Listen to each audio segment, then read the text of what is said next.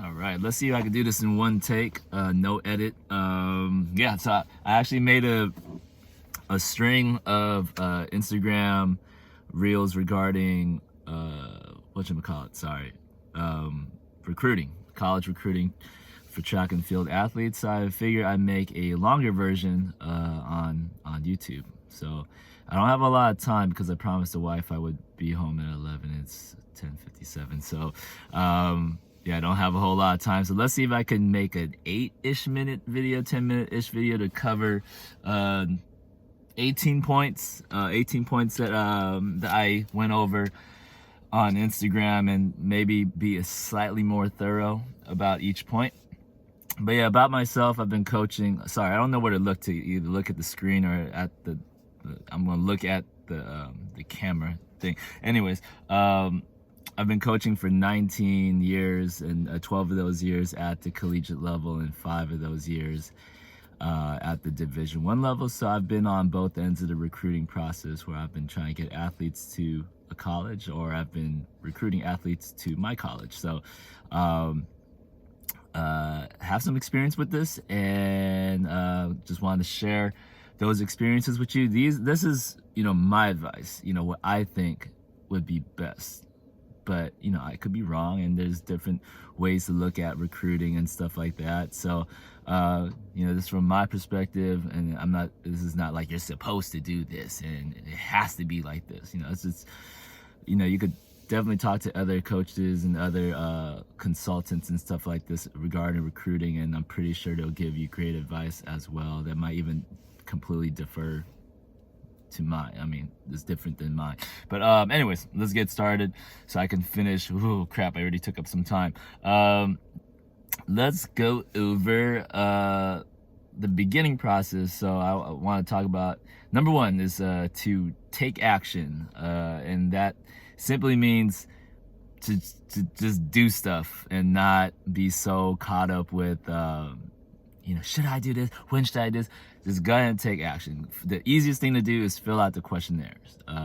Every website of a track program has a questionnaire. Just go on there and just name what event, your events, your address, your test scores, all that stuff. Just fill out those questionnaires. That's the easiest part of the recruiting process. You're giving them all the information they need already, and then they have your contact information. If they like what they see, they'll contact you. If they don't overthink it. You can reach out again through things like email, or you can call their actual office line. I would suggest to do all three, obviously, to increase your chances of getting contact with that school. So questionnaire, email, call. If you have their personal line for some reason, I would hold back from reaching them out through their personal line. Their Instagram, I think that is appropriate for you to reach out, because sometimes their Instagram is a recruiting tool. So that might be appropriate. So yeah, take action. Don't be afraid. Like, I think a lot of folks are just being afraid of are afraid of being rejected. And that's going to happen.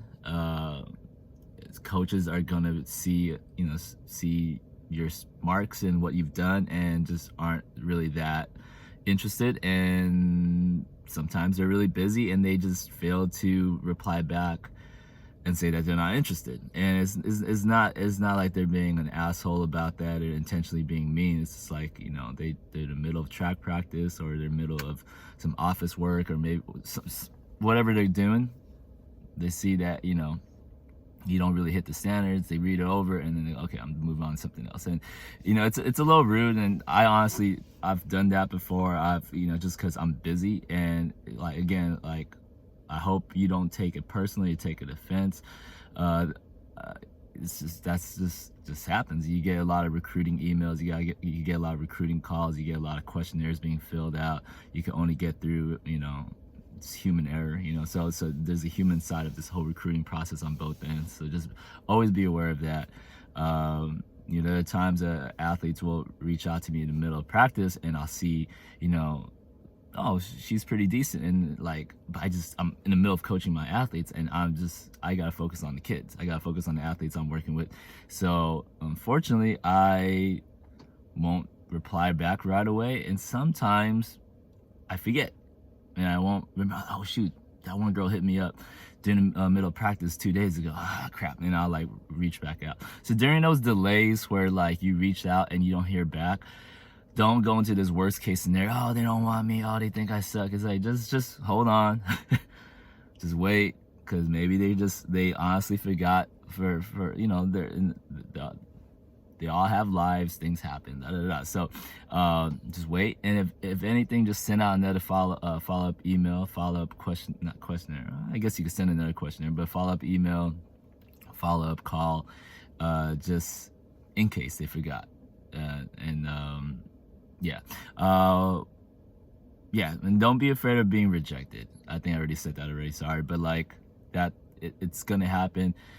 You reach out to 100 schools, you get rejected by 80, 20 of them consider you. Out of those 20, only 10 pan out. Out of those 10 that are really considering in the recruiting process, and you narrow down to 5, then 3, then 1. So it's part of the process. So just, you're gonna get rejected way more than you're gonna get sought after and all that. So anyways, I took a lot of time for just one. Number 2 is, when you do reach out, cast a wide net. Oh, I gotta be quick with all this stuff. I got 17 more points to go. Cast a wide net when you do reach out. Reach out to 100 schools, reach out to 200 schools. I know that's a lot, but I'm shooting some big numbers, but it's way better to reach out to a bunch of schools, small schools, big schools, schools in the big city, schools in small little towns, schools across the country, the East Coast or the West Coast, like school in the South. Like, consider all different options. Try not to narrow down your choices so early in the recruiting process that it limits you, especially when those options don't pan out. Let's say you only have 5 schools you're really interested in, and 4 of those schools just aren't interested in you, and the one that is showing some interest, you find out that it has a lot of red flags that you throw it out of contention, and now you gotta start all over in casting out that net. So early on in the process, cast out a whole lot, a big wide net, reach out to a lot of schools, fill a lot of questionnaires, and then narrow down that list as you go. It's better to do that. It's safer to do that. It's a lot more work, but it's better to do that than to flip it around the other way. All right, what's the next thing? Have all your ducks in a row, and that's basically make sure you have your NCAA Eligibility Center account set up and paid for. It's about $80, I think. Make sure you have your test scores, your updated test scores, and your transcripts, unofficial transcripts, all in the PDF format, and ready to send to your recruiting coaches. What else? Links to your results, videos of your performances. You could upload them on YouTube and just send them the link of your YouTube reel or highlight reel. That works pretty effectively. So yeah, have all that stuff set up and saved on your laptop, saved on your phone, so that when it is time to give coaches that information, all you gotta do is just attach those files to your email and just send it right to them, instead of scrambling around asking your school's admissions for your transcripts and this and that. Have all that stuff already updated and ready to go. And make sure it's updated every semester. So like, or whatever system your school is on, once new grades come out, have an updated transcript of that. It could be unofficial. Okay, the next thing, don't lie about any of that stuff, whether it's your marks, whether it's your grades, whatever. Give the most honest answer. Like, there's no need to lie. It's not appealing at all. So if you do lie, and they catch it, they're gonna catch it. Like, don't lie. If your GPA sucks, be honest about your GPA. If you run a 12.8, don't say I run a 12-second 100 meters. Like, tell them the exact time. In fact, like I said, like just send them the link of your athletic.net or mile split, whatever, so they can see the results themselves. All right. So don't lie about that stuff because it's not cool at all. And there's no need to talk about relay teams. There's no need to talk about your teammates and what your team has accomplished because the coach is recruiting you. They're not recruiting your team. So that's point number 4, whatever I'm on now, 5. Yeah, don't be fazed by no replies. I already kind of covered this, but you know, when you don't get a reply back, just move on. Like follow up. Always assume the best case scenario, like follow up, assuming that maybe they just missed that email, but so don't get fazed by it. And if, let's say you emailed again and you reached out multiple times and nothing happened, catch the hint and move on. Just cross them out. It kind of sucks, especially if you really like that school, but it's kind of what you gotta do. Anyways, next thing on the list, social media. So we all have social media. Well, most of us have social media, and you try to keep that as clean as possible, and then try to make sure everything that you have on that is presentable and reflects your good character and nothing stupid, because that does hinder your recruiting process if they think you might be a liability if they brought you onto their program. So if you got a lot of pictures of you doing some dumb stuff and stuff that, like, this is not cool, that's not a recruitable trait, don't have it on your Instagram, don't have it on your whatever, because it will hurt you. A lot of coaches will check out your Instagram to make sure that to kind of do a character check, and they're going to check multiple, not just your track account, right, your personal account as well. So if you have your recruiting account, blah blah blah, 2024 recruit, whatever, like that account, yeah, they'll check that one. They'll like all the highlight reels and stuff like that, but they're also gonna look at your personal one and see what you're doing. And if you're doing some illegal stuff and doing some suspect stuff, it's going to be a red flag, right? And if you notice that you have to edit out a lot of your social media stuff, you got to rethink like your own life decision and choices. If a lot of stuff that you're posting on Instagram and whatever social media stuff you use is like you got to edit, that means you participate in too many not positive things, and you need to evaluate yourself. Yeah, that's all I gotta say about that.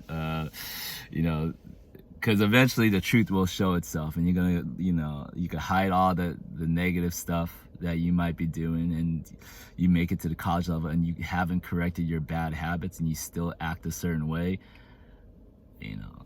something's gonna happen, and then and you're no longer part of the team, you're no longer on scholarship. So really think about your own character and everything like that. Anyways, that's another topic. Financial aid, complete that. Whether you're high income or low income, complete that stuff, because you never know what you're going to receive from financial aid. You might get $1, you might get thousands of dollars, $10,000, $15,000. You don't know what you qualify for, so always apply for financial aid, whether or not you're on a scholarship or being offered a scholarship. And yeah, just apply. It doesn't hurt. It's free money. And if you don't like, oh, I got a loan, a student loan thing, like, okay, well, you don't have to accept that, but sometimes you might get a scholarship, a financial aid package that none of that stuff you have to pay back, and it's like, great, take it, it's free money. So it doesn't hurt to apply. So apply. The next point I like to make is don't have parents be so involved. I believe they can be involved to some degree, like, if they have questions for the coach and they want to ask and this and that, I think that's great, and they should be involved with the recruiting process, but they shouldn't be the first ones to be reaching out. They shouldn't be the ones that are sending the transcripts and getting back to you about a lot of like videos and and setting up phone calls and this and that. They shouldn't be the ones leading that. You should be. The athlete should be leading all that stuff. The parents are just there for support and answering questions that simply the athlete can't. So parents, don't be so involved, because the athlete the coach is not recruiting the parent. The coach is recruiting the athlete. Make sense? All right. I think that's all I'm gonna go over for this video, and there's probably gonna be another 2 videos. So yeah, stay tuned. Thank you for your time, and I definitely went over my time limit. And I've been looking at myself and not at the camera. Whoops. Yep. Oh, like and subscribe. I'm supposed to say it in the beginning, but yeah. All right. See you next time.